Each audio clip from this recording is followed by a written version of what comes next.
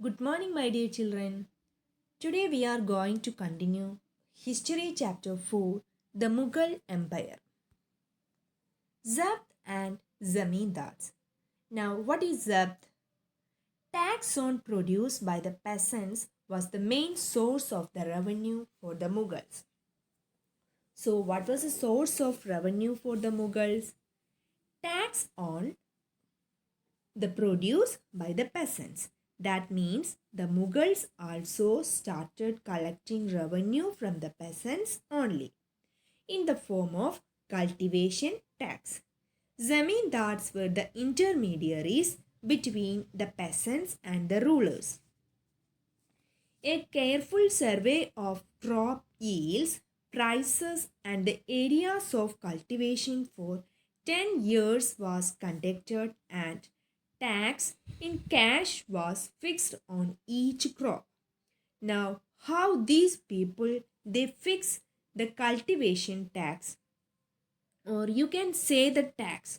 So, for that, careful survey of crop yields, that is carefully surveyed. A careful survey of the crop yield and the prices and the areas of cultivation. How much area is being under cultivation? Everything is carefully surveyed and for 10 years was conducted and tax in cash was fixed on each crop. So everywhere you have to give tax in the form of cash, in the form of money, not in the form of the goods. Okay. The revenue system was called ZAP. What is ZAP? The revenue system was called the ZAP, and the provinces were divided into revenue circles with their rates. So, various provinces were divided into revenue circles with their rates. So, prominent circles, important circles like that, it will be easy for the survey or the zamindars. Now, let's move on to the next one. Akbar's policies. We know very well that if you are talking about Mughal Empire, that means Akbar is considered as the famous ruler or emperor in the Mughal history. So now we are not going to study the full family history of the Mughals. If you want to see, then write from Babur, then Humayun, then comes Akbar. Then Akbar also he became the king or the sultan at the very early age of 14, and at that time he was not knowing anything about administration or how to rule the country. This much vast empire in India, and at that time he was properly guided by Bairam Khan. Bairam Khan he guided Akbar properly. Humayun ruled for a very short period of time, and in between come Sher Suri. Sher Suri history. Okay, that is all a part of Mughal history. So first of all, as I told you, Babur. He is a founder of Mughal Empire, followed by Humayun. When Humayun was ruling Sher Suri, he was ruling some more Bihar province and all.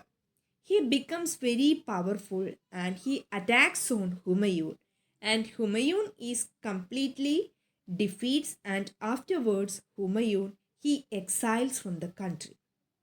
He comes back and he attacks on Sher and he defeats Sher, but unfortunately Humayun an accidental death.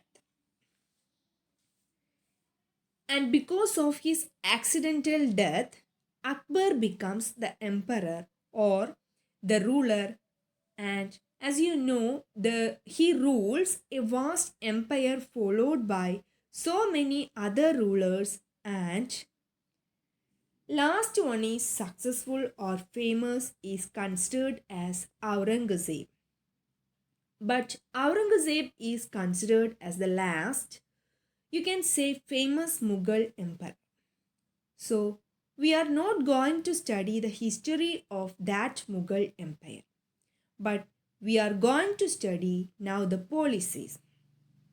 Now, we are quoting Akbar's policies. Why? Because Akbar ruled for a very vast area as well as for long time. That is, we are going to study his policies. Abul Fasal, in his book Akbarnama, he discusses the features of Akbar's administration, particularly in its last volume, that is, Aini Akbari. So, Abul Fazl wrote a 3-volume history of Akbar's region titled Akbarnama. The first volume dealt with Akbar's ancestors, and the second volume recorded the events of Akbar's region. The third volume is the Aini Akbari. It deals with Akbar's administration, household, army, the revenues, and the geography of his empire. Then he says, or his book Aini Akbari says, empire was divided into provinces called subas and governed by subedar. So just like the country is divided into state and state is being governed by chief minister, the same thing. It was called as subha, provinces called as subhas and governed by subedar.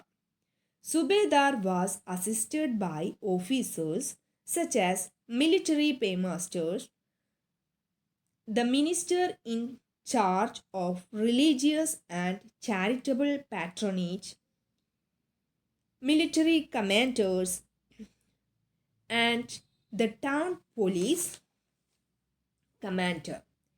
Diwan was the financial officer. In each province, nobles commanded large armies and were loyal to the rulers. So these nobles as a special group of people, they were mostly under the courtesy, you can say, or under the influence of the Mughal rulers. So nobles, they played a very important role and they were loyal also. What is the meaning of loyal? Becoming sincere. Akbar had a secular outlook. Then discussion on religion with various religious leaders to place in the Ibadat Khana. He proposed the idea of Sulhi-Kul. Very important this word Sulhi-Kul, which means universal peace and tolerance. So what is Sulhi-Kul? Means universal peace and tolerance. Jahangir and Shah Jahan followed the same principles. Next, the Mughal Empire in the 17th century and after. Administrative and military efficiency of the Mughals led to the great economic and commercial prosperity.